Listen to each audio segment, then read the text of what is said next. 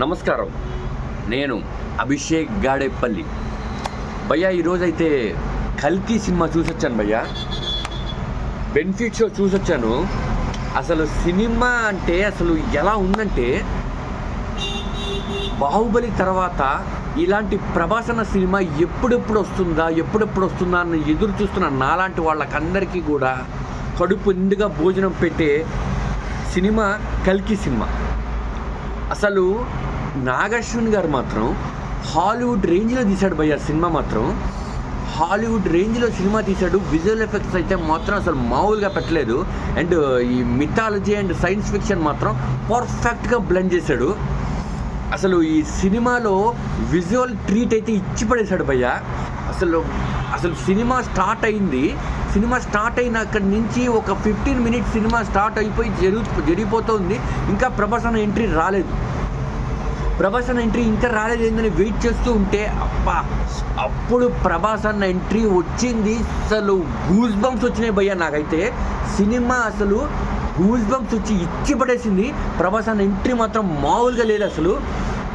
ఇంకా ఈయన నాగార్జున గారి డైరెక్షన్ అయితే మాత్రం చాలా అద్భుతంగా ఉంది భయ్య. అసలు ఈ ప్రభాసన్న కామెడీ టచ్ అయితే ఇచ్చారు దీంట్లో. ప్రభాసన్న కామెడీ అయితే అసలు వేరే లెవెల్లో ఉంది. అసలు ఎప్పుడో మన బుజ్జిగాడు, యోగి, చక్రం ఇలాంటి సినిమాల్లో ఎప్పుడో చూసాం మన కామెడీ అయితే. కానీ ఈ సినిమాలో మళ్ళీ మనం అద్భుతమైన కామెడీ చూడబోతున్నాం ప్రభాసన్న సినిమాలో మాత్రం మనం.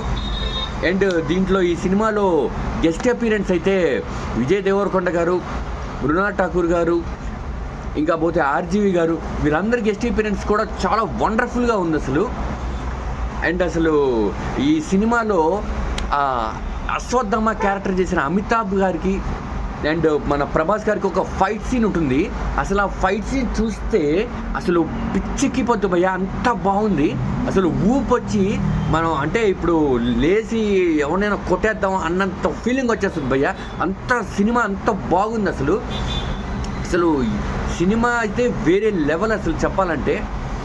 అండ్ ఈ సినిమా సెకండ్ హాఫ్ మొదలైన తర్వాత నుంచి ల్యాగ్ అవుతుందని కొంచెం అనుకుంటుంటే 2 ఫైట్ సీన్లు పడతాయి భయ్య.